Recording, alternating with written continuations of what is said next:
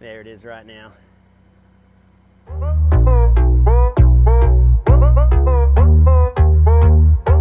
G'day guys, it's Tom here with MYT Solar. If you're new to the channel, please subscribe. If you're interested in RV, off-grid, solar, that kind of stuff, this is the channel for that. One of the big questions we always get is, do I need a DC to DC charger? Well, that's a pretty loaded question. I would say the number one time that we recommend people get a DC to DC charger, and a DC to DC charger is charging from the truck to the trailer, to the battery system in the trailer. I would say the number one time that we would recommend that to people is when they have a small travel trailer. Now, if you have a small travel trailer, you probably bought a small travel trailer for a reason. It means that you're going to be on the go a little bit more than people with a massive trailer. You're going to be nimble. So you're going to be using the truck a lot more. So being able to get some charge from the truck is going to be important. Another thing that happens with a small travel trailer is you end up with constraints. You have a small space. You can only fit so much solar on the roof. You can only fit so many components and so much battery in the trailer because space is a premium. So for that situation with a small travel trailer, DC to DC charger is super important. How nice is it to be able to get a lot of juice from your truck just from driving? But in this video today, I want to show you how you don't really need a DC to DC charger, especially if you have a handy dandy Ford Power Pro Onboard. We got a lot of fancy trucks coming into the shop all the time, and it's really hard with my 05 5.9 Cummins Dodge to keep the dream alive. This is the second time or third time now that we've seen someone with the Ford Power Pro Onboard, and it's pretty neat. Let's check it out. So this is a small travel trailer. This is actually the 21 MKS, but the 19 MKS is even a little smaller, and it's got very minimal storage. The pass-through, the fold-down bed, some challenge. So we're able to get everything under the dinette here, and it's really hard to see. I wish we had a before and after, but what this was just a simple drawer on this side. The one on the other side, as you can see, was even smaller.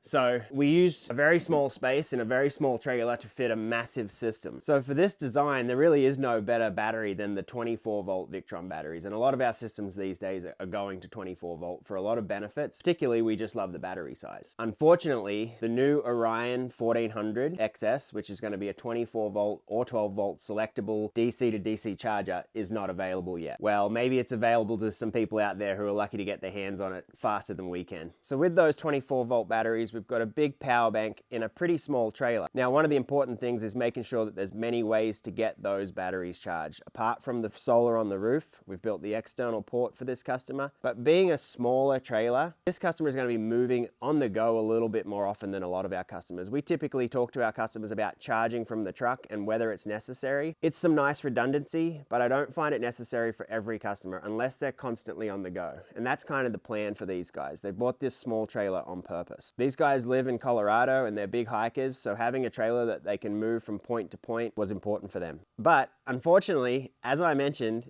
in the start of the video, the new Orion XS 1400 is not available yet. That's going to be a 24 volt version of this Orion XS right here. It's going to be selectable, so it could be 12 volt or 24. Obviously, we really need the 24 on here. Right now, it's just the old technology that's available, and we're not too keen on putting that into this new system. So thankfully, we've got a little bit of a hack for not having that DC to DC charger. Luckily, the customer here has a nice new Ford PowerBoost, which has got the Ford Power Pro Onboard, a generator. Ford would call it a generator. It's simply an inverter running from the alternator. So we have 120 volt available from the truck when the engine is running. We've been able to do a little work on our side.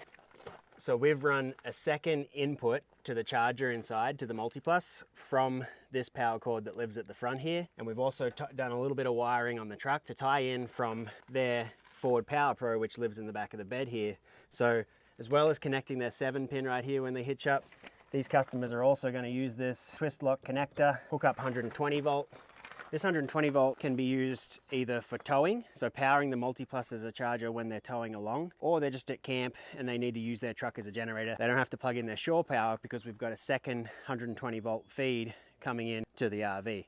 So this 120 volt feed is going to run to a transfer switch. So whether they're plugged in via their shore power on the side of the RV, or whether they're plugged in to the Ford Power Pro at the front here, it's going to allow power through, only allow one of those powers through, send that into the multiplus and allow the multiplus to charge at full throttle. It's actually a 20 amp inverter, so in theory, that multiplus while they're going down the road could throw probably 13, 14, 1500 watts into the batteries, We've already seen about 1100 coming in from the solar, so you can see how these guys are going to have a really robust power system. So from the 1500 watts of solar right here, you can see we're getting 1300 watts. It's a nice sunny day here. What's awesome is we're about to fire up that Ford Power Pro when these customers hitch up, and we'll keep the solar coming in, but we'll also get some awesome juice coming from the truck, powering the multi-plus, and throwing a lot of power into these batteries while they're going down the road. So we've plugged in now, we've got the truck running. With that transfer switch, there's a little delay built into that, so right now we're not seeing anything being pulled from the truck, but once that transfer switch clicks over, multi-plus is going to click on, and we're going to start pulling power from the truck to charge the RV batteries. There it is right now. So the nice thing about this, you can see obviously it's well under what the Ford Power Pro here is capable of, but there's no real reason to run it at full throttle because we've already seen 1300 watts coming from the solar. You combine that with another 1000 watts from the truck. I mean, that'll do everything you need to do. You run the air conditioner in the RV while you're going down the road. The nice thing about the multi-plus is the ability to dial down what it needs. So let's say the batteries were dead and you needed to put as much juice into them as possible. Set it to 20 amps and let it and run the truck for a few hours and get that juice in quick. Well, I'm off to the local Ford dealership. Nah, just kidding. But there you have it, guys. Just a little way there to use the Ford Power Pro. Finding the ideal power solution for everybody is just about thinking about, you know, creative ways for power like that. For example, we have 1000 watts of solar on our canopy because we have a huge canopy. We don't even use a DC to DC charger. We just hook up those panels as we're heading down the roads. Creative ways to get extra solar, extra juice into the batteries, redundancy. I know some people using EV charging stations. So if you've got a creative way that you're generating your power on the road, let us know. We'd love to hear that in the comments. Otherwise, just comment if you enjoyed the video. Don't forget to subscribe, and cheers for watching.